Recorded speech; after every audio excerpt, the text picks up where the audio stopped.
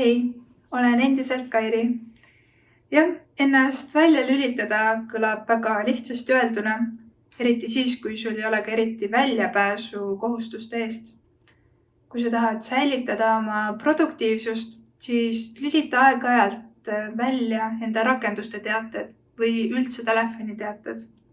Kui sa tahad keskenduda offline tegevustele, nagu näiteks söömine või vetsus käimine, siis jäta telefon lihtsalt teise tuppa.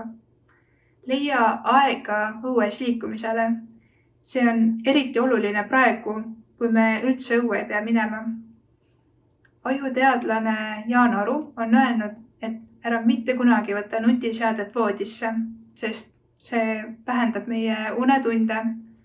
Uni on ju aeg, mil meie ajus tehakse hooldustöid. Ja tänane väljakutse on, et leia 2 tegevust, kuhu sai kaasa nutiseadet ja kirjuta ka meile nendest. Homseni!